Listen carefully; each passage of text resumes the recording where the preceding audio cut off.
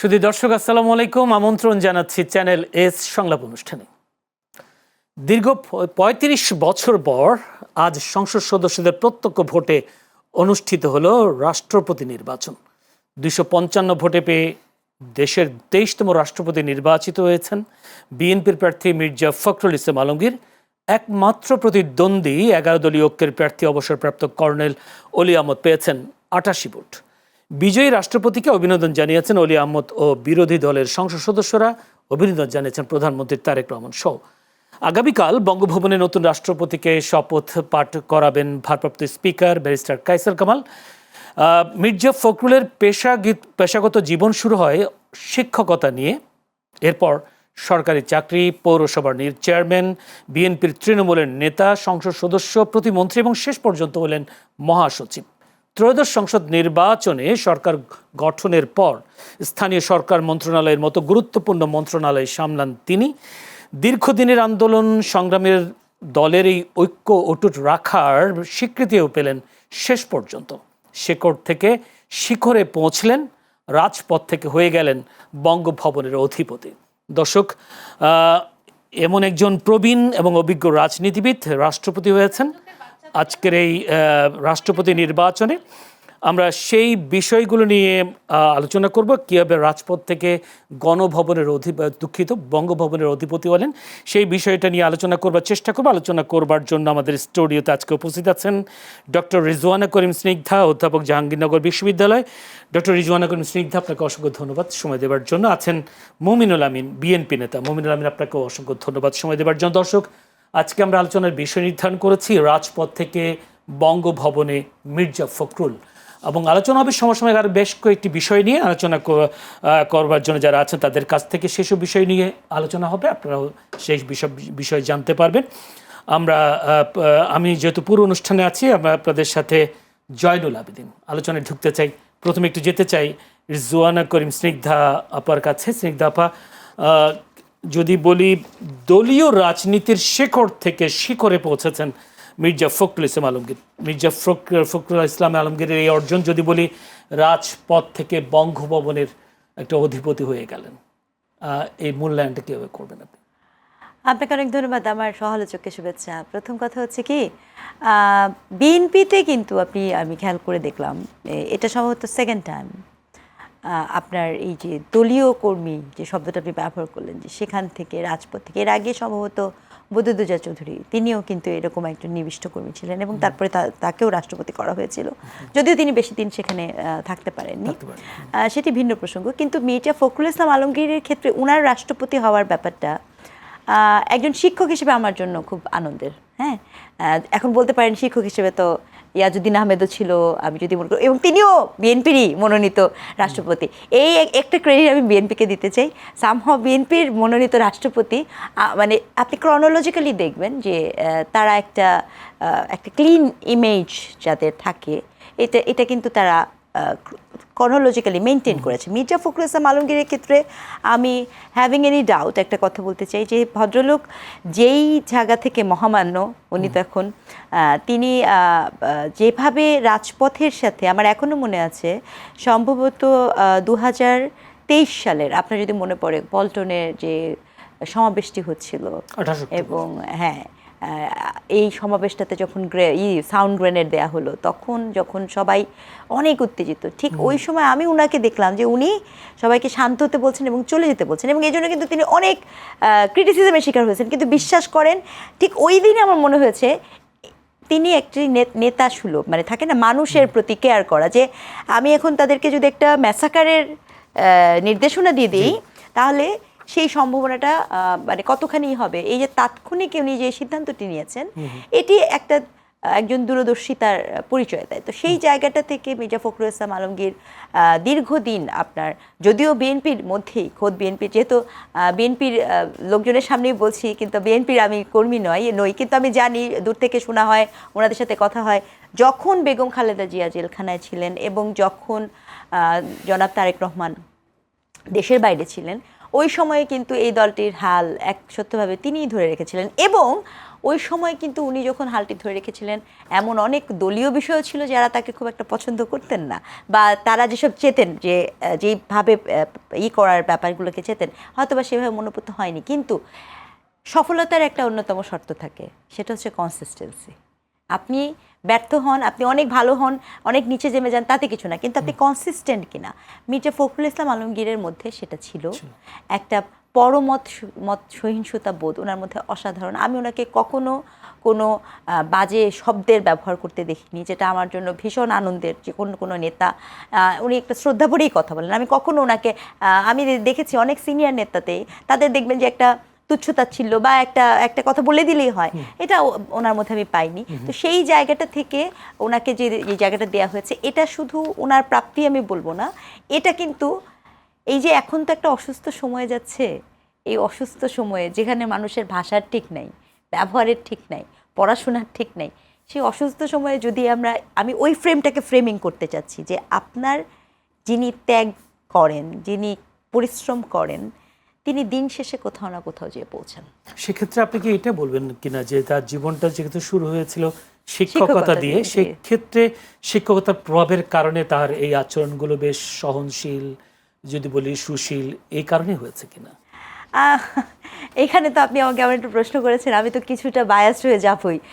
দেখেন, শিক্ষকদের তো অ্যাটলিস্ট একটা কিছু বিষয় থাকে, যে ধরেন আপনি ভীষণ কুতর্ক করলেও যিনি শিক্ষক তার মধ্যে ওই জিনিসটা থাকে যে বুঝছে না, বুঝে যাবে বা আরেকবার বোঝাই, হতে পারে সেটার একটা ইম্প্যাক্ট ওনার উপর। সেক্ষেত্রে একটা প্রশ্ন নতুন, সেটা আবার রাজনীতি বিশ্লেষকদের অনেকে বলছেন যে বিএনপি দলীয়ভাবে যদি কাউকে প্রেসিডেন্ট না করে, রাষ্ট্রপতি না করে, অরাজনৈতিক ক্লিন ইমেজের এমন কাউকে আনলে ভালো হতো, এইটাকে আপনার কি মনে করেন? আমি ব্যক্তিগতভাবে এই বিষয়টাকে এরকমভাবে এই মুহূর্তে মনে করছি না। এই মুহূর্তে কেন মনে করছি না আমি একটু বলি। এই কথাটা হয়তো অন্য ক্ষেত্রে আমি বলতাম, ঠিক 2026-এ যেখানে দাঁড়িয়ে আছি এই মুহূর্তে মনে করছি না। তার কারণ আমার দেশে খুব স্পষ্টত বেশ কিছু পলিটিক্যাল ইন্টারনাল সংকট হওয়ার সমূহ সম্ভাবনা রয়েছে, এবং সেই ক্ষেত্রে বিএনপি যেহেতু একটি রাজনৈতিক দল, এবং এখন আপনি যে ক্লিন ইমেজ দেখেন, ক্লিন ইমেজ তো ভাই ডক্টর মোহাম্মদ ইউনূসেরও ছিল, তিনিও শিক্ষক ছিলেন, জাতির ভীষণ রকমের প্রত্যাশা ছিল, কিন্তু সেই প্রত্যাশা এমন ট্রমার মধ্যে দিয়ে আমরা গিয়েছি।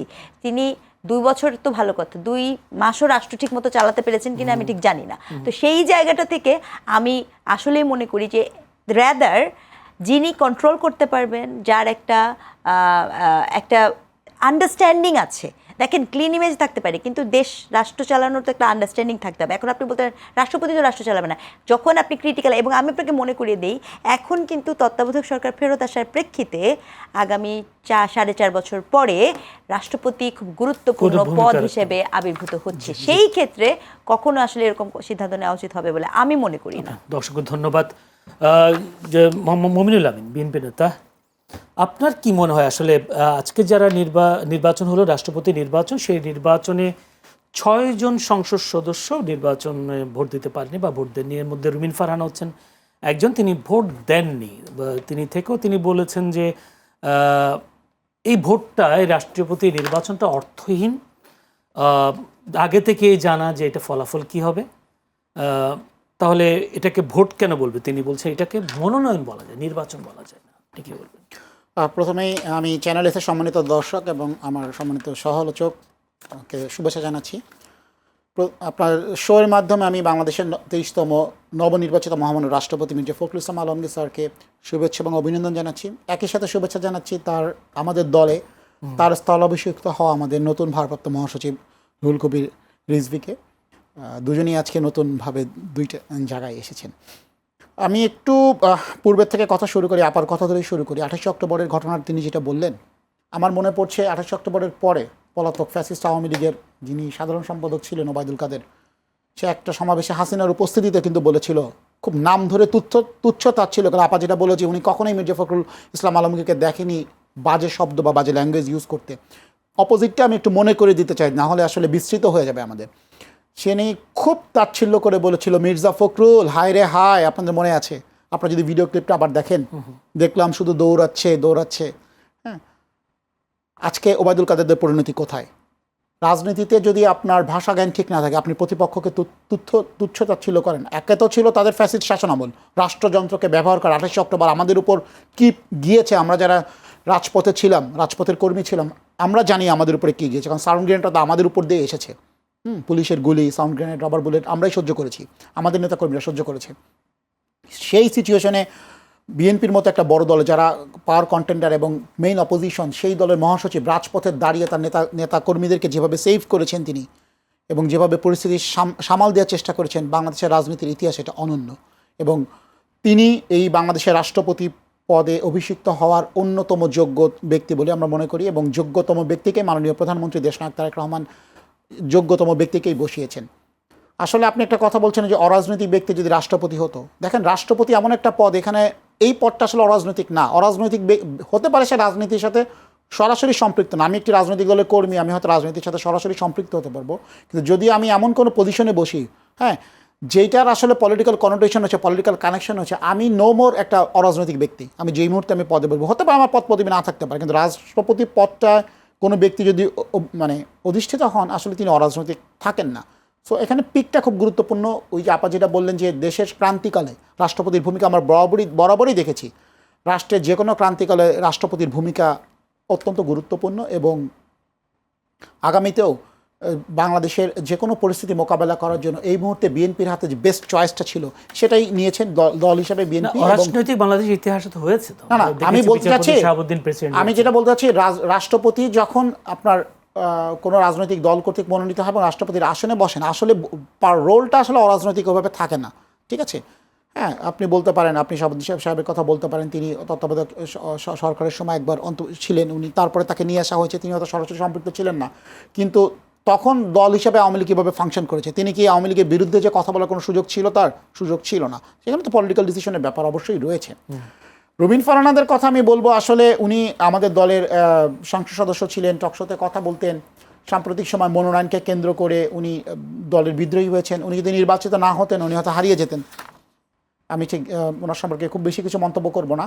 তবে উনি যে বললেন যে রাষ্ট্রপতি নির্বাচনটা অর্থহীন, দেখেন উনি কিন্তু বাংলাদেশের সংবিধান, বিধিবিধান, সংসদের কার্যপ্রণালী, সংবিধানের 70 অনুচ্ছেদ সব কিছু জেনে শুনেই কিন্তু উনি সংসদ সদস্য হিসাবে শপথ নিয়েছিলেন। এমন না উনি সংসদ সদস্য হিসাবে শপথ নেওয়ার পর নতুন কোনো কিছু এনাক্ট হয়েছে। উনি জানতেন যে বাংলাদেশের রাষ্ট্রপতি নির্বাচন কিভাবে হয়। আজকে যদি রাষ্ট্রপতি নির্বাচনে বিরোধী দল প্রার্থী না দিত, তাহলে তো ভোটেরও কোনো প্রয়োজন হতো না। ঠিক আছে, বা তিনিও যখন আওয়ামী লীগের আমলে সংসদ সদস্য ছিলেন, তখন যখন রাষ্ট্রপতি নির্বাচন হয়েছিল, তখন ব্যাপারটা কী ছিল, তার তখন অবস্থান বা মন্তব্য কী ছিল, তাই না? না, ওনার তো 24 পরবর্তী যে আশা আকাঙ্ক্ষা ছিল যে সংবিধান সংশোধন হবে বা সংস্কার হবে, তিনি একটা কথাও বলেছেন যে অথচ 2016 সাল থেকে বিএনপি ভীষণ 2030-এর গলার রক ফুলিয়ে কথা বলেছিল, এখন তারা বলছে দলের বাইরে ভোট দিলে তারা সদস্যপদ বাতিল হবে। এরকম প্রহসনের ভোট, 70 অনুচ্ছেদ যদি তিনি না বোঝেন, একজন মাননীয় সংসদ সদস্য যদি 70 অনুচ্ছেদ না বুঝেন, তাহলে সেটা খুব দুর্ভাগ্যজনক।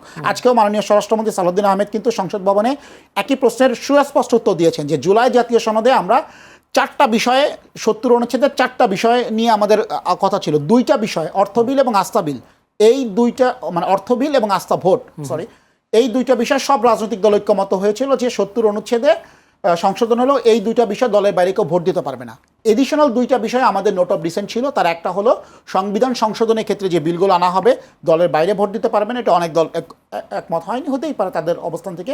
আর একটা ছিল যুদ্ধকালীন পরিস্থিতিতে আমরা মনে করি জাতীয় ক্রান্তিকাল, জাতীয় সংকটে দলের বাইরে ভোট দেওয়া উচিত নয়। এই 4টা বিষয় ছাড়া 70 অনুচ্ছেদে মানে 70 অনুচ্ছেদটা আমরা সংশোধন করব এবং দলের সংসদ সদস্যরা স্বাধীনভাবে ভোট দিতে পারবে। তো সেইটা তো এখনো সংশোধন হয় নাই। যখন হবে তখন সেই অনুযায়ী রাষ্ট্রপতি নির্বাচন হবে। সংবিধান সংশোধন না করে, সংবিধান সংশোধনের জন্য কিন্তু আমরা একটা কমিটিও করেছি, বিরোধী দল কিন্তু সেখানে কোনো নাম প্রস্তাব, সেই সংবিধান সংশোধন করে আবার পরবর্তীতে আবার রাষ্ট্রপতি নির্বাচন, যখন রাষ্ট্রপতি নির্বাচনের ডিউ টাইম আসবে তখন আমরা জুলাই সনদ অনুযায়ী যে 70 অনুচ্ছেদের সংশোধন করব, যেটা আমাদের প্রতিশ্রুতি, সেই অনুযায়ী তো পরবর্তী রাষ্ট্রপতি নির্বাচন হবে যদি সংবিধান সংশোধন হয়। রাইট নাও যে সংবিধানে রুবিন ফারহানারা নির্বাচন শপথ নিয়েছে সেই সংবিধান অনুযায়ী রাষ্ট্রপতি নির্বাচিত হয়েছে। সুতরাং তার অবস্থান, তিনি যে বক্তব্য দিয়েছেন, এইটাকে আসলে বলবো যে তিনি সস্তার জনপ্রিয়তা অর্জনের ব্যর্থ চেষ্টা করছেন। অসংখ্য ধন্যবাদ ডক্টর স্নিগ্ধাপা। আপনার কাছে জানতে চাই, রুবিন ফারহানা ভোট দানে বিরত ছিলেন, যে উনি একটু করে বলছিলেন যে আসলে ভোট উনি তো জানতেন যে ৭০ অনুচ্ছেদে কি আছে না আছে, উনি তো জানতেন এবং সেই অনুযায়ী সংবিধান অনুযায়ী শপথ গ্রহণ করেছেন। উনি বলছেন যে আলোচনায় থাকবার জন্য আসলে তিনি ভোটদানে বিরত ছিলেন, কি বলবেন? দেখেন, আমি একটা কথা বলি, ভোট তো যদি আমি মনে করি নাগরিকের যেমন ভোটাধিকার আছে, সে তার ভোট দিবে কি দিবে না এটা তার সিদ্ধান্ত। রুমিন ফারহানা একজন সাংসদ, তারও একটা ভোটাধিকার আছে, তিনি দিবেন কি দিবেন না এটা তার সিদ্ধান্ত। এখন তিনি যে ব্যাখ্যা দিয়েছেন সেই ব্যাখ্যা আমি গ্রহণ করব কি করবো না, যেমন মমিনুল আমিন উনি গ্রহণ করছেন না এবং অত্যন্ত যুক্তি দিয়েছেন ওনার জায়গাটা থেকে। আমার জায়গাটা থেকে আসলে উনি যে গ্রহণ করবেন না বা ভোট দিবেন এটা আমি আগে থেকেই জানি, ঠিক আছে? কারণ কি, আপনার সাথে কথা হয়? না না না না আমার সাথে কথা হয় না, অনুমেয়। আমার সাথে কোনোদিন ওনার কথা বা দেখাও হয়নি। হ্যাঁ, অনুমেয়। কেন অনুমেয় আমি আপনাকে বলি, কারণ কি, এটাকে এই মুহূর্তে সংসদে আপনি যদি গত 6 মাসের সংসদের প্যাটার্নটা একটু খেয়াল করেন, ক্ষেত্র বিশেষে Rumin Farhana is one and only person who is a qualityful opposition. মানে অপোজিশন আছে, তার মধ্যে কোয়ালিটিফুল অপোজিশন হিসেবে আমি তাকে দেখি। তো অপোজিশন কি করবে? অপোজিশন ভোট দিবে না। কেন দিবে? তার কারণ তার ভোটের এখানে কোনো ভ্যালু অ্যাড করে না। তো আমি যদি ওনার জায়গায় থাকতাম আমি এই কথাটা বলতাম যে আমার ভোট দেয়া না দেয়াতে এটা কোনো ভ্যালু অ্যাড করে না, দেন ইটস ডিসমিসাল।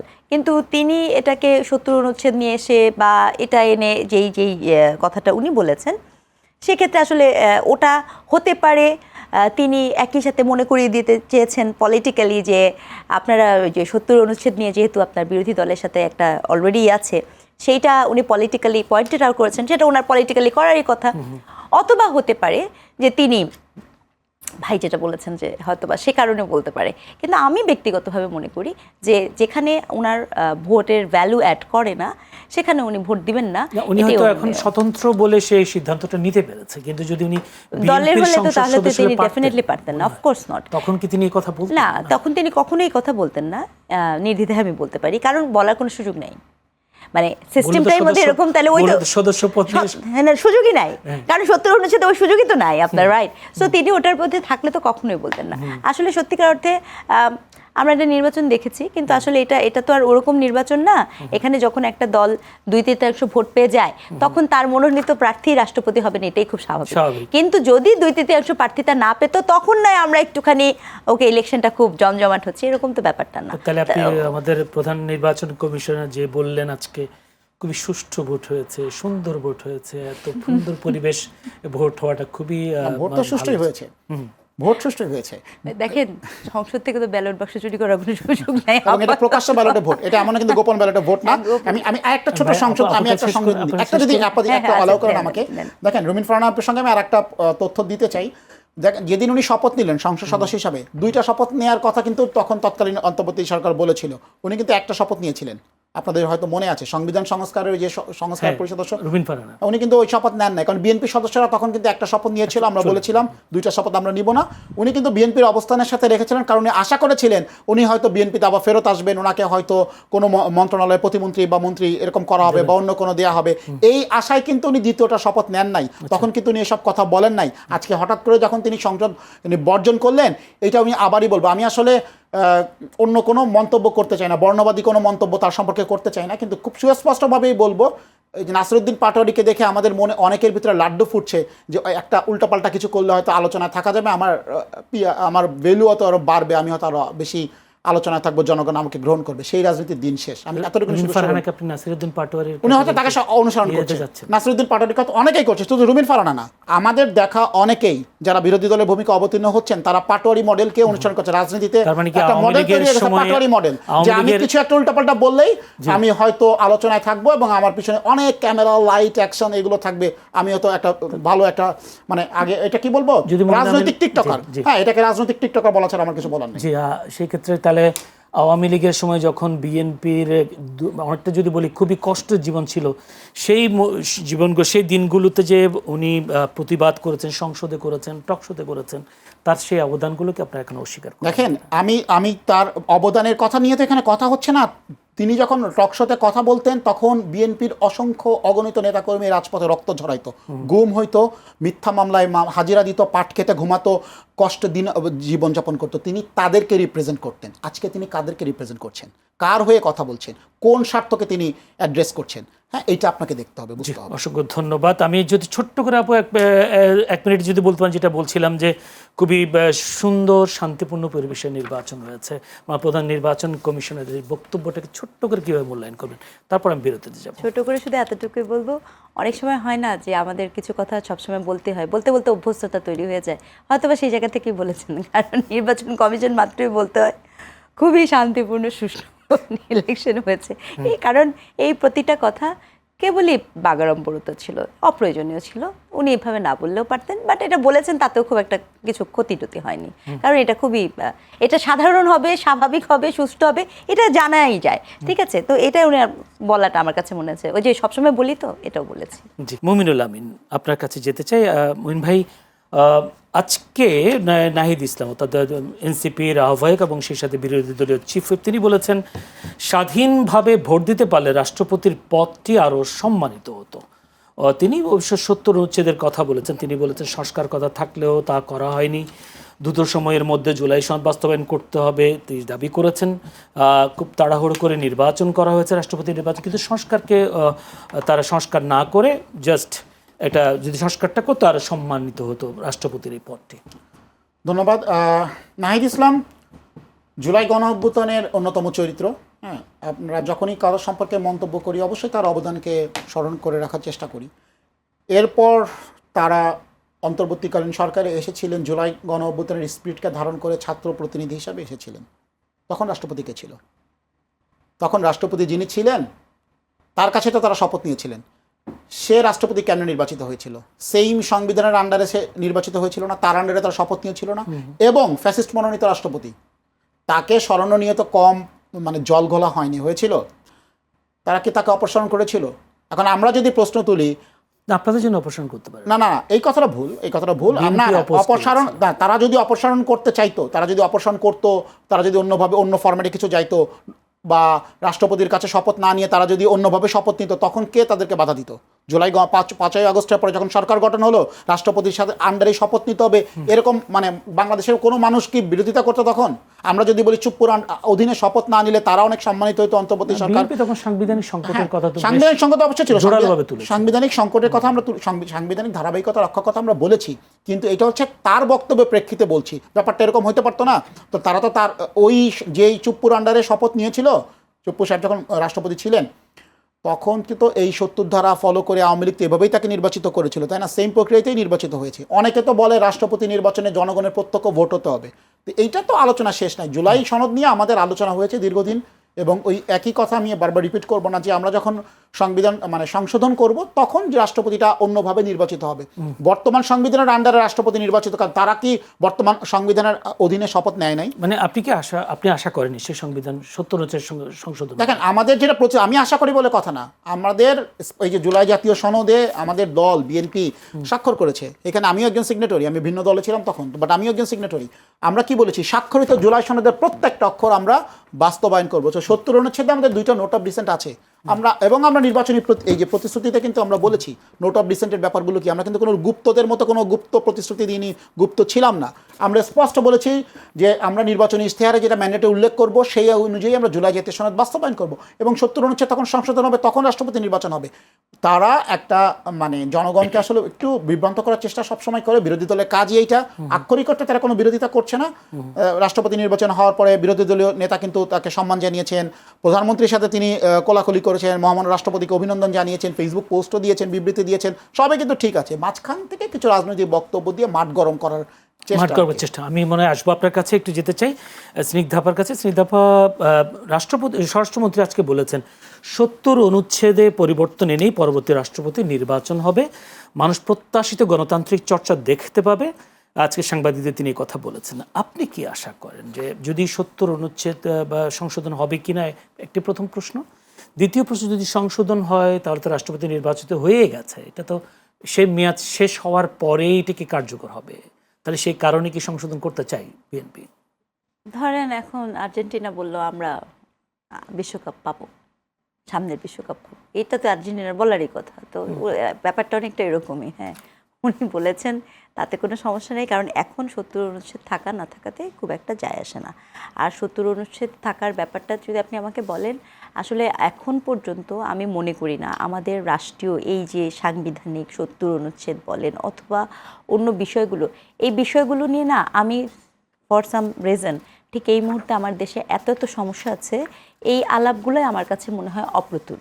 একজন নাগরিকের জায়গা থেকে বলছি, আলাপগুলো গুরুত্বপূর্ণ, কিন্তু সেই তার থেকেও গুরুত্বপূর্ণ হচ্ছে আমি যে সমস্যা লিভিং রিয়েলিটিতে আছি, আমার জ্বালানি বলেন, আমার বিদ্যুৎ বলেন, আমার অর্থনীতি বলেন, আমার বেকারত্ব বলেন, আমার কূটনৈতিক সম্পর্ক বলেন, আমার যে, এবং আপনি সর্বশেষ ইউএনের ইটা দেখেন, আল কায়দার মতো ইসের এখানে তারা ঘাঁটি করার চেষ্টা পেয়েছে, এবং এইটাও গত 2 বছর এরকম অনেকগুলো রিপোর্ট কিন্তু হয়েছে। তো সেই সকল গুরুত্বপূর্ণ বিষয় বাদ দিয়ে এই যে ৭০ অনুচ্ছেদ আছে কি নাই ইত্যাদি ইত্যাদি এই বিষয়গুলো না আমার কাছে মনে হয় যে আমাদের মনোযোগের যে রাজনীতিটা আছে, বুঝাতে পেরেছি আমি কোথায় মনোযোগ দিব, এটা কিন্তু সেই রাজনীতির মধ্যে পড়ছে। কিন্তু রাষ্ট্র পরিচালনা করতে গেলে সংবিধান তো লাগবে। সংবিধান তো আছে, আপনি তো সংবিধান তো নেই যে তা না, না আলোচনা তো আপনি করলেন রে ভাই, আপনি ভুলে গেছেন সেই আলী রিয়াজ সাহেব এসে দিনের পর দিন বসে বসে সব দল গেল কত, এই 2 বছর তো শুধু আলোচনাই করেছেনটা কি বাকি? আমাকে বলেন তো 2 বছরে দেশে বিনিয়োগ হয়েছে? এই যে ইউনিট গভর্নমেন্ট ছিল 2 বছরে কি দেশে কোনো বিনিয়োগ হয়েছে? 2 বছরে কি কোনো আইন শৃঙ্খলা পরিস্থিতি ঠিক হয়েছে? উনাদের হাতে এত ক্ষমতা ছিল, উনারা কি 2 বছরে কোনো কিছু বিধান পরিবর্তন করে গেছে? শোনেন, সরকারি দল যখন থাকে, সে যে সরকারি দলই থাকুক না কেন, যেই দলই হোক না কেন, সে একটা জনতুষ্টবাদী আচরণ করবে। সরকারি দল মানুষে যখন বলে সেই পুলিশ তো আগে, আরে ভাই সারা দুনিয়াতে আমরা পড়াশোনা করি, আমরা জানি যে রাষ্ট্র পরিচালনা করতে গেলে গভর্নমেন্টের এমন একটা ফোর্স দরকার হয়, ইনস্টিটিউশন দরকার হয় যেটা তাকে সাপোর্ট করবে। আপনি অথরিটেটিভ পাওয়ারের সঠিক ব্যবহার করবেন, আলাপ হবে এইটা, আলাপ এইটা না অথরিটেটিভ পাওয়ারকে আপনি দুর্বল করে রেখে দিবেন, তাই না? তো এই যে এত কিছু, কোনো কিছুর একটা জিনিসের কি পরিবর্তন হয়েছে? আপনি আর কত আলাপ করবেন? আল্লাহর রাস্তা আলাপটা বাদ দিই, আপাতত স্থগিত রাখি। কোন বিষয়টাকে প্রাধান্য দিবেন? প্রাধান্য দেই জ্বালানিকে, প্রাধান্য দেই কূটনৈতিক সম্পর্কে, প্রাধান্য দেই বিদ্যুৎ সংকটকে, প্রাধান্য দেই বেকারত্বকে, প্রাধান্য দেই ঘাটতি বাজেট ভর্তুকি কিভাবে হবে, এই বিষয়গুলোকে প্রাধান্য দেওয়া জরুরি। এবং সবচেয়ে গুরুত্বপূর্ণ, আইন শৃঙ্খলা পরিস্থিতি আশানুরূপ রেজাল্ট হয়নি। সরকার তো চেষ্টা করছেন, এখন শেষ পর্যন্ত নারীদের নিরাপত্তায় গোলাপি বাস চালু করেছে।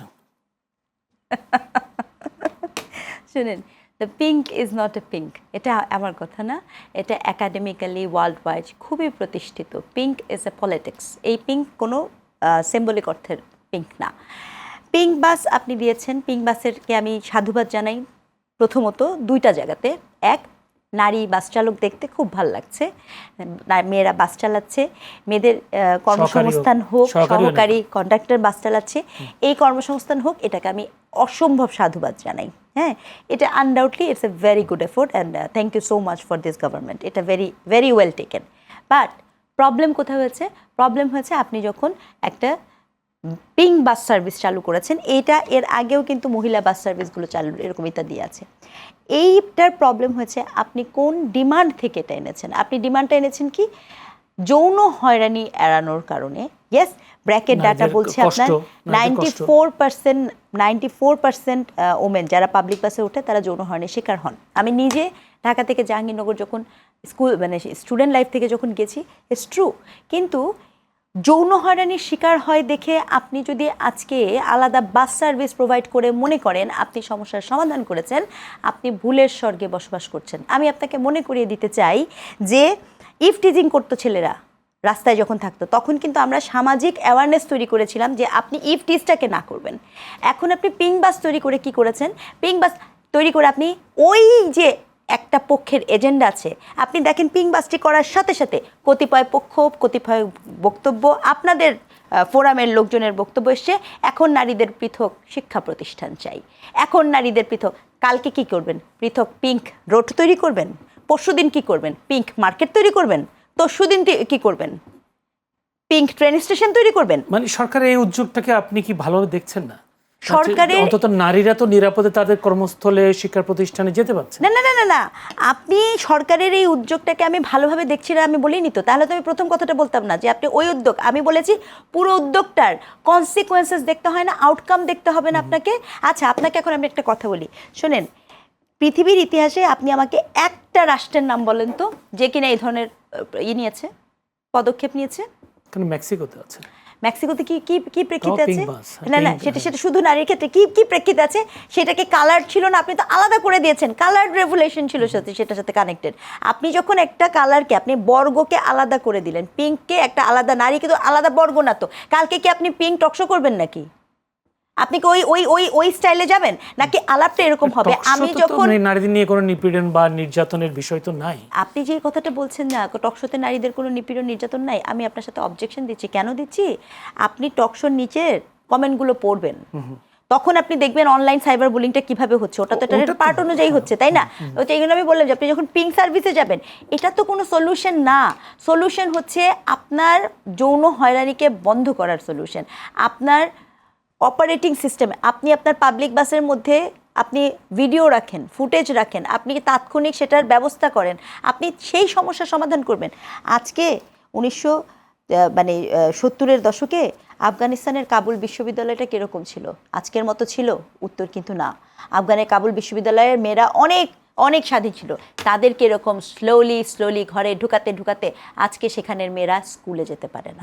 সো আপনি যা দেখতে পাচ্ছেন, আমি হয়তো যে সি রাইট মিল বলেছে, ভবিষ্যৎকে প্রেডিক্ট করতে পারতে হয়। কেন এই পিঙ্ক বাসটি হওয়ার সাথে সাথে আমরা এরকম জিনিস দেখতে পাচ্ছি যে এখন আপনার আলাদা করে মেয়েদের পড়াশোনা করার জন্য আলাদা প্রতিষ্ঠান লাগবে, আলাদা কর্মক্ষেত্র লাগবে, সব আলাদা আলাদা আলাদা। সেকশনে অনেকে অনেক কিছু বলে, যেটা আপনি বলেছেন যে বুলিং এটা কমেন্ট সেকশনের কথা। জামাত ইসলামের সাংসদ, সংরক্ষিত নারী আসনের সাংসদ বলেছেন যে মেয়েদেরকে পুরুষ মাস্টার দিয়ে পড়ানো উচিত না। এটা কি কমেন্ট সেকশনের কথা? ওরা তো তাদের সিদ্ধান্তেই বলে ফেলছে। এটা কি কমেন্ট সেকশনের কথা নাকি এটা পলিসি মেকারসের কথা? তাহলে আমার প্রশ্ন হচ্ছে, আমি আসলে জানতে চাই, আমি বাংলাদেশে এই যে পিঙ্ক পাসের নিয়ে তো কাজ করেছি, আমি জানতে চাই কোন সংগঠন, কোন নারীবাদী সংগঠন অথবা কোন যারা মেয়েদের নিয়ে কাজ করে, কারা এই গভর্নমেন্টের কাছে পিঙ্ক বাসের আবেদন করেছে? আচ্ছা, একটু আমি যদি সরকারের একজন আছেন তার কাছ থেকে একটু জেনে আসি যে মহিলা আমিন, আপনার কি মনে হয়? আমরা যতটুকু জেনেছি সরকারের পক্ষ থেকে বলা হয়েছে নারীদের নির্যাতন, যৌন হয়রানি, নিরাপদে তাদের কর্মস্থলে পৌঁছানো, এইসব বিষয়গুলোকে মাথায় রেখে বিবেচনা নিয়ে গোলাপী বাস সার্ভিস চালু করেছেন। এখন উনি বলছেন যে আসলে পিঙ্ক বাস চালু করে কি কতটুকু যৌন হয়রানি থেকে নারীদেরকে বাঁচানো যাবে, যেহেতু পথে ঘাটে প্রতি মুহূর্তে নারী যৌন হয়রানির শিকার হচ্ছে। ধন্যবাদ আপনাকে। স্নিগ্ধা আপা একজন বিশ্ববিদ্যালয়ের অধ্যাপক এবং অনেক জ্ঞানীগুণী মানুষ। উনি ওনার পয়েন্ট অফ ভিউ থেকে, ওনার নলেজ ডোমেইন থেকে এবং অ্যানালাইসিস থেকে, ফিউচার ট্রেন্ড অ্যানালাইসিস ওনারা করেন, সেই অনুযায়ী বক্তব্য দিয়েছেন। আমি ওই তার সোশ্যাল অ্যাসেসমেন্ট যেগুলো, সোশিওলজি নিয়ে তিনি তার যে পড়াশোনা বা যিনি যেভাবে দেখেন, অবশ্যই তিনি একটা ওপিনিয়ন এক্সপ্রেস করেছেন তার জায়গা থেকে। হ্যাঁ, সো এটা মানে একাডেমিক জায়গা থেকে তিনি করেছেন এ ধরনের মানে অ্যাসেসমেন্ট, যে উনি যেভাবে ওনার ডোমেনে করেন, আরও যারা একাডেমিশিয়ান রয়েছেন বা বিভিন্ন সোশ্যাল সায়েন্স নিয়ে যারা কাজ করেন ভিন্ন ভিন্ন ব্যাকগ্রাউন্ডে, তাদেরও কিন্তু ভিন্ন ভিন্ন ব্যাখ্যা রয়েছে। সবগুলো ব্যাখ্যাকে যদি আমরা অ্যাকোমোডেট করি তাহলে দেখবেন আপনি ডিফারেন্ট অফ ওপিনিয়ন পাবেন, এবং এটাই গণতন্ত্রের সৌন্দর্য। দেখেন, থিঙ্ক পিঙ্ক বা অরেঞ্জ দ্য ওয়ার্ল্ড, এই শব্দগুলোর সাথে আমরা অনেকদিন পরিচিত। ইন্টারন্যাশনাল এনজিওগুলো বা ডোনার এজেন্সিগুলো এই ধরনের কাজ অনেক ধরনের করে, এবং এই থিমে অনেক ধরনের ডেভেলপমেন্ট কমিউনিকেশন হয়। ডেভেলপমেন্ট কমিউনিকেশনের একটা টুলস হচ্ছে এই ধরনের কালার রিলেটেড কাজ করা। থিঙ্ক পিঙ্কটি আমরা শুনেছি, অরেঞ্জ দ্য ওয়ার্ল্ড আপনি যদি একটু দেখেন, চেক করে দেখেন, দেখবেন যে অনেক ধরনের কমিউনিকেশন টুল হিসাবে অনেক মেসেজকে কনভে করা হয় এ ধরনের ক্যাম্পেইনের আন্ডারে। এবং ইন্টারন্যাশনাল মানে এজেন্সিগুলো এবং অনেক সরকার, যারা পশ্চিমা দেশের অনেক সরকারও কিন্তু এ ধরনের ক্যাম্পেইনকে ফান্ডিং করে থাকে, এবং এগুলো রেজাল্ট আমরা দেখেছি। সো রেজাল্টে নাই তা না, সরকারের কোনো উদ্যোগকে আমরা বিতর্কিত করতেই পারি। দেখেন, নারীদের নিয়ে উনি বললেন যে এখন কি নারীদের জন্য আলাদা শিক্ষা প্রতিষ্ঠান করবেন? আমি যদি ভুল না করে থাকি, নারীদের জন্য আলাদা শিক্ষা প্রতিষ্ঠান আছে, বিশ্ববিদ্যালয়ও আছে, বেসরকারি বাজার বিশ্ববিদ্যালয় আছে, নারীদের জন্য আলাদা শিফট আছে। আর কোনো কমিউনিটি থেকে যে দাবি ওঠার কথা, যারা যে বলেন যে নারীদের জন্য আলাদা শিক্ষা প্রতিষ্ঠান লাগবে, এরা বাস দেখে দাবি করবে না। এরা আরও 30 বছর আগে থেকে আপনি তাদের দাবি দেওয়ার কথা চিন্তা করেন, তারা তাদের আইডিওলজিক্যাল অবস্থান থেকে দাবি করছেন যে আমরা নারীদের জন্য আলাদা কর্মক্ষেত্র চাই, আমরা আলাদা শিফট চাই। এটা তো তারা করতেই পারেন, তাই না? তারা বাংলাদেশে তারা বসবাস করছেন, তারা পলিটিক্স করছেন বা ডিফারেন্ট আইডিওলজি তারা ধারণ করেন, তারা তাদের থেকে বলতেই পারেন। সরকারকে কি দেখতে হয়? সরকারকে সবার স্বার্থ দেখতে হয়। পিঙ্ক বাসে যে চালু করার কথা বলেছেন, এখানে কি সব নারী কর্মজীবনে যারা ঢাকা শহরে প্রতিদিন কমিউট করে সবাইকে এখানে আসতে পারবে? না, আপনি যদি বাংলা মনে হয় 128টা রুট রয়েছে, খুব কম সংখ্যক রুটে মানে রুট কিন্তু একটা সার্ভিস দিচ্ছে এবং খুব কম সংখ্যক নারী কিন্তু এই সুবিধাটা পাবেন। স্টিল আপনার কমন বাসগুলোতে অসংখ্য নারীকে ঝুলে ঝুলে যেতে হবে এবং সেখানেও যে হয়রানি হ্যারাসমেন্টের গল্পটা আছে। আমরা একটা উদ্যোগ নেওয়ার চেষ্টা করেছি, ডিফারেন্ট অ্যাকোমোডেট করার চেষ্টা করছি। যারা প্রতিনিয়ত এই বাসে যাতায়াত করছেন, আপনি তাদের কাছ থেকে তাদের ওপিনিয়ন নেন, তারা বলবে তারা কিছুটা হয়তো স্বস্তি পাচ্ছে। এটা যে পাচ্ছে না তা না, কিন্তু যে বিশাল সংখ্যক নারীরা এখানে যাতায়াত করছেন তারা যদি স্বস্তি পেয়ে থাকেন, আমাদেরকে তো তাদের সেই অবস্থানটাকেও অ্যাড্রেস করতে হবে, তাই না? মেট্রো রেলেও তো আলাদা বগি আছে, হ্যাঁ হতে পারে প্রেগনেন্ট ওমেনদের জন্য চালু করা হয়েছিল, এটা ছিল, বাট যেই নারীরা মেট্রো রেলে যাতায়াত করছেন, আলাদা বগিতে যাচ্ছেন, কিছুটা তো তারা স্বস্তি পাচ্ছেন। সবার সব দিককে অ্যাড্রেস করাই কিন্তু সরকারের কাজ। কোনো একটা ডিফারেন্ট ওপিনিয়ন মানে গোষ্ঠীর বা কমিউনিটির কথায় সরকার প্রভাবিত হতে পারে না। সরকার সবার, আমরা যেমন আপার ওপিনিয়নকে শ্রদ্ধা করি, সরকার কিন্তু মানে মোটা দাগে জনগণের বৃহত্তর অংশের স্বার্থকে সরকারকে মাথায় রেখে কাজ করতে হচ্ছে। কিন্তু সেক্ষেত্রে এই পরিকল্পনা আছে কিনা, যদি আমি কয়েকটি ঘটনা শুনেছি যে পিং বাসগুলোকে যারা শহর এলাকার বাস ড্রাইভার যারা তারা চাপ দিচ্ছে, ধাক্কা দিচ্ছে, এরকম খবরও আসছে। আবার শহর এলাকার যে সিটি বাসগুলো আছে সেই সিটি বাসগুলোতে নারীদেরকে নেওয়া হচ্ছে না, বলছে আপনাদের জন্য নারী বাস আছে, আপনারা এখানে কেন উঠছেন। এইসব ক্ষেত্রে সরকারের পদ বা প্রশাসনের পদক্ষেপ, এটা কিন্তু আসলে প্রশাসনের পদক্ষেপের বিষয়। দেখেন, আপনি যখন প্রাইভেট কারে যখন চলেন, কোনো বাসের পাশে যান, আপনি দেখবেন বাসের হেল্পার খুব সুন্দর করে বলবে মামা প্লাস্টিক, মানে বায়ে প্লাস্টিক, ড্রাইভার গোস্তাদ বায়ে প্লাস্টিক। অর্থাৎ প্রাইভেট গাড়ি হতে পারে, সেটা মার্সিডিজ বেঞ্চ, কোটি কোটি টাকার গাড়ি, সে পাত্তাও দিচ্ছে না। আমি বলতে চাচ্ছি, সে কিন্তু বলে যে বায়ে প্লাস্টিক, এবং ধাক্কা যে দিচ্ছে না, অনেক ক্ষেত্রে বাস ড্রাইভাররা অনেক ক্ষেত্রে এই ধরনের মানে ট্রাফিক রুলস বা যেটা করে মেনে চলেন না, অনেক ক্ষেত্রে অ্যাক্সিডেন্ট হয়। আপনি মহাসড়কে অ্যাক্সিডেন্টগুলোর কথা চিন্তা করেন, এটা তো আপনাদের মাইন্ডসেটের ব্যাপার, এগুলো তো জেনারেশন অফ কালচারের ব্যাপার, তাই না? এটা তো সরকারের একটা উদ্যোগ নিয়েছে, উদ্যোগটা বাস্তবায়ন হলে অবশ্যই। আর আমাদের নির্বাচন ইশতেহারে একটা ছিল, দেখেন একদম সর্বশেষ আমরা উল্লেখ করেছি, আমরা আমাদের দেশে যে মোরালটার পিছুরটা এখন চলছে, নৈতিক অবক্ষয় যে চলছে, সেখান থেকে আমরা বেরোয় আসতে চাই। পুরো জেনারেশনটাকে আমরা শিক্ষায়, সংস্কৃতিতে এমনভাবে গড়ে তুলতে চাই যে একটা নির্দিষ্ট জেনারেশন পর বাংলাদেশের মূল্যবোধের অনেক উন্নতি হয়। মূল্যবোধের ইন্ডেক্সে আমরা অনেক ধরনের ইন্ডেক্স নিয়ে কাজ করি, হ্যাপিনেস ইন্ডেক্স নিয়ে কাজ করি, প্রাইস ইন্ডেক্স নিয়ে কাজ করি। আপনি যদি মোরালিটির ইন্ডেক্স নিয়ে দেখেন, তাহলে কিন্তু আমরা খুব দুর্বল জায়গায় রয়েছি এবং আমাদেরকে এখানে কাজ করতে হবে মোরালিটি ইন্ডেক্স। যাত্রা শুরু করেছেন আপনারা, জি আমরা যাত্রা শুরু করেছেন। যা আপনার কাছে জানতে চাই যে আপনি ভাইও বলার চেষ্টা করছে, আমাদের যদি গার্লস কলেজ থাকে, গার্লস স্কুল থাকে, যদি মেট্রো রেলে যদি আলাদা নারীদের জন্য বগি থাকে, শেষ পর্যন্ত সংসদেও যদি নারীদের জন্য সংরক্ষিত আসন থাকে, তাহলে এই ক্ষেত্রে পিং বাসের ক্ষেত্রে আপনাদের দ্বিমত কেন?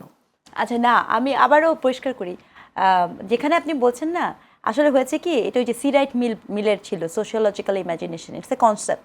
আপনি যখন ফিউচারটা না দেখতে পারেন, তখন প্রবলেমটা কোথায় পড়া যায়। আপনাকে আমি একটা কথা বলি, গার্লস স্কুলগুলো আসলে কখন হয়েছে আপনি একটু গুগল করে দেখেন তো। ঠিক 90-এর দশকের পরে পৃথিবীর কোন অঞ্চলে এরকম আলাদা করে জেন্ডার ভিত্তিক প্রতিষ্ঠানগুলো হচ্ছে? হয় না। কিন্তু কখন হয়েছে জানেন? যখন আমরা মেয়েকে বের করে নিয়ে আসতে চাচ্ছিলাম, ওই সময় যাতে মেয়েদেরকে আমরা পড়াতে পারি, সেই জন্য কিন্তু এই উদ্যোগটা নেওয়া হয়েছিল। এখন আমি 2026 সালে যদি ওইটাকে মডেল বানাই, তাহলে কি এটা টাইমলি টেকেন হলো? আপনি মডেলটা কখন হচ্ছে আপনাকে এটা বুঝতে হবে না? 1970 সাল, 1940 সালের মডেলটা আমি কি 2026 সালে এসে নিব কিনা, এটা আমার প্রথম প্রশ্ন। 1, 2 নাম্বার, আপনি সিটিং অ্যারেঞ্জমেন্টের জন্য আমরা যারা উঠি, আপনার মনে আছে মহিলা, শিশু এবং প্রতিবন্ধীদের জন্য বাসের 3টা ইঞ্জিনের পাশে সিট যখন করা হয়েছে, আপনি অজস্র পাবেন তাদেরকে বলা হয়েছে নর্মাল সিটে, বললে আপনি এখানে বসছেন কেন? আপনি এখন দেখেন না কেন, আপনি যখন বাস করেছেন, এখন যখন বাসে উঠবে তাদেরকে উত্তরটা দেওয়া হবে। মেট্রো রেলে আমি নিজে উঠেছি, আমার সামনে আমার সাথে একজন আমার বন্ধু ছিল, আমাকে বলেনি, কিন্তু আমি যখন নিজে দেখেছি, উনি যখন একজন নারী উঠছে, তাকে বলা হচ্ছে আপনি এখানে উঠছেন কেন, আপনি মহিলা বগিতে কেন ওঠেন নাই? এই শব্দটা নাগরিকের জন্য আমার তো পুরো বাংলাদেশ ভাই। নিউ মার্কেটে যখন আমি যাই, আপনি এখন হ্যারাসমেন্ট দেখেন না? নিউ মার্কেটে যে মানুষ যে হ্যারাসমেন্ট হয়, মেয়েরা হ্যারাসমেন্ট হচ্ছে, তাহলে আমি কি এখন পিঙ্ক মার্কেট করে দিব সেটাকে? এটা কি কোনো সলিউশন? নাকি ওই সমস্যাটার সমাধান করা সলিউশন? আপনি তো সমস্যাটার সমাধান না করে উল্টা ওই বর্গকে, শেখ হাসিনার মতো কাজ করলেন আপনি। রাত্র 3টার সময় তিনি বলতেন আমার মেয়েরা সব রাস্তায় নেমে এসেছে, আমি তো চিন্তায় ঘুমাইতে পারছি না, সান্ধ্য আইন করার আবদার উঠতেছে হলগুলাতে। আপনি খেয়াল করে দেখেন, তার মানে কি আপনার পুরুষ সে আক্রমণ করবে, হয়রানি করবে, আর আমি ঘরের ভিতরে বন্দি করব হচ্ছে নারীকে। মডেল তো একটাই। আমার আক্রমণের জায়গা কিন্তু ওই জায়গাটাতে, হয়রানিকে আক্রমণ করার কথা, হয়রানির সমাধান, এটা একটা অ্যান্টিবায়োটিকের ডোজের মতো। আপনি আপাতত আপনার একটা সমস্যা আসছে, আপনি একটা সমস্যার সমাধান করে দিয়েছেন, কিন্তু এর যে লং টার্ম কনসিকুয়েন্সেস, আপনি সেই কনসিকুয়েন্সেসটা দেখেননি। 2026 সালে কোনো বাসকে, কোনো প্রতিষ্ঠানকে, কোনো ফ্লোরকে এরকম পিং করা যায় না। টয়লেট, যে টয়লেট সারা দুনিয়াতে খুঁজে দেখেন, এখন সেই টয়লেটটাকেও ইউনিসেক্স টয়লেট হিসেবে বিভিন্ন জায়গায় সেইটার মুভমেন্ট চলছে। যেখানে ওই যে ভাই বললেন এনজিওর কথা বললেন, ইসের কথা বললেন, আসলে এই পিঙ্ক আসছে কোত্থেকে? আমি বলছি আপনাকে, আপনি কি জানেন একটা টার্ম আছে, আপনারা দেখে নিন, এটার নাম হচ্ছে পিঙ্ক ট্যাক্স। পিঙ্ক ট্যাক্স কি? পলিটিক্যাল ইকোনমিতে আপনি যে শেভ ইউজ করেন, রেজার ইউজ করেন, সেই রেজারটা যখন পিঙ্ক হয়, আপনার রেজারের দাম 20 টাকা, পিঙ্ক হলে এটার দাম 120 টাকা। তো এই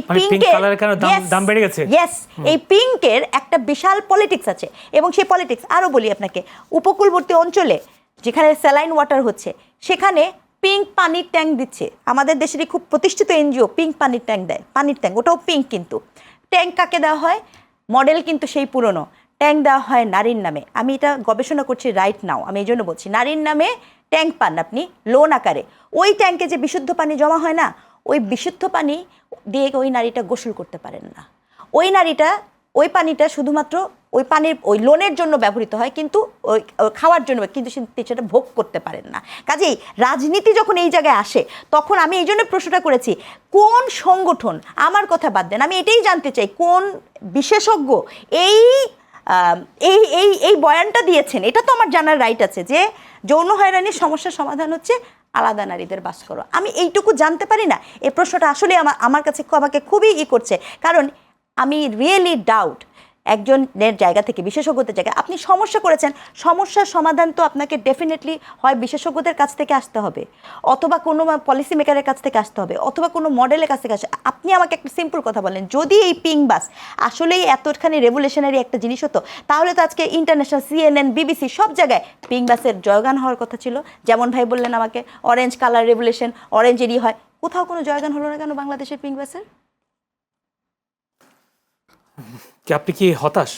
আমি হতাশ না, আমি ক্লিয়ারলি দেখতে পাই এটি সুনির্দিষ্ট পলিটিক্যাল গ্রুপের এজেন্ডার বাস্তবায়ন, এর বাইরে আর কিছু না। অসংখ্য ধন্যবাদ। আপনি কি 1 মিনিট বলতে চান? আমি বলতে চাচ্ছি, আমি একেবারে আপার কথার সাথে একমত না। আপা তার আমি যেটা বললাম যে আপার মতন যথেষ্ট ওপিনিয়ন গ্রুপ বাংলাদেশে রয়েছে, এবং যেই নারী যাত্রীরা বাসে উঠছেন, আপনি তাদের সাথে কথা বলেন তারা স্বস্তির জায়গা পেয়েছে কিনা।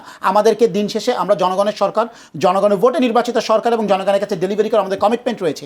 যারা বাসে উঠছেন, রেগুলার যাতায়াত করছেন, তাদের মতামত নিয়ে দেখেন যে তারা একটা সরকারকে সাধুবাদ দিচ্ছে যে না, আমরা একটা ভালো সুযোগ পেয়েছি। দেখেন, সমাজের রাতারাতি পরিবর্তন হওয়া সম্ভব না, বিপ্লবে এভাবে হয় না। মানে পুরো জেনারেশনকে একবারে চেঞ্জ করা যায় না। আপা যেই পয়েন্ট অফ ভিউ থেকে আপা কথা বলছেন, বাংলাদেশে অসংখ্য পয়েন্ট অফ ভিউ এটাও রয়েছে, তারা কো এডুকেশন চায় না পড়তে। যে নারীটা কো এডুকেশন চায় না, আপনি কি তাকে জোর করে বাধ্য করতে পারেন কো এডুকেশনে যাওয়ার জন্য? সরকার, সবার সরকার, সব মত এবং পথকে সম্মিলিত মানে একত্রিত করাই সরকারের কাছে। এটা নিয়ে বিতর্ক থাকতে পারে, কিন্তু আমরা রাতারাতি সব কিছু চেঞ্জ করে ফেলবো। শুধুমাত্র কিছু প্রোগ্রেসিভ গ্রুপকেই আমরা ধারণ করব বা তাদের মতকে জানাবো, অন্য আমার জনগোষ্ঠী যেটা চিন্তা করছে তাদের মতামতকে আমরা শ্রদ্ধা করবো না, ধারণ করবো না। এটা তো কোনো সরকারের, জনগণের সরকারের চরিত্র হতে পারে না। সুতরাং আমাদের সরকারের একটা ভালো উদ্যোগ পিঙ্ক বাস, যেটা এটা দিয়ে ইন্টারন্যাশনাল রেভলিউশনের দরকার নাই।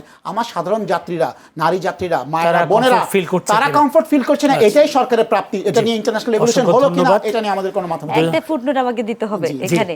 ফুটনোট হচ্ছে একটাই, কওমি জননী ভেবেছিল কওমি জননী হয়ে তিনি বিশ্ব উদ্ধার করবেন, ফলাফল কওমি জননী ভালোই পেয়েছে। আমরা ভুল থেকে শিখলে ভালো, এতটুকুই বলি। আমি একটু শুধু বলি, কারণ নাম ইসলাম হইলেই যেমন সে ইসলাম হয়ে যায় না, কাউকে কওমি জননী বললে সে কওমিকে ধারণ করে না। ধন্যবাদ, অসংখ্য ধন্যবাদ দুজনকে। ছিলেন ডক্টর রিজওয়ানা করিম স্নিগ্ধা, অধ্যাপক জাহাঙ্গীরনগর বিশ্ববিদ্যালয়, ছিলেন মমিনুল আমিন, বিএনপি নেতা। দুজনকে অসংখ্য ধন্যবাদ আজকে আলোচনায় অংশ নেবার জন্য। দর্শক, সেই সাথে আপনারাও ধৈর্য ধরে আমাদের এই অনুষ্ঠান দেখবার জন্য আপনাদেরও প্রাণঢালা অভিনন্দন, শুভেচ্ছা জানাচ্ছি, এবং সেই সাথে আগামী রোববার থেকে বৃহস্পতিবার একই সময়ে চ্যানেলের সংলাপ অনুষ্ঠান দেখার আমন্ত্রণ জানিয়ে আজকের মতো বিদায় নিচ্ছি। ভালো থাকবেন সবাই।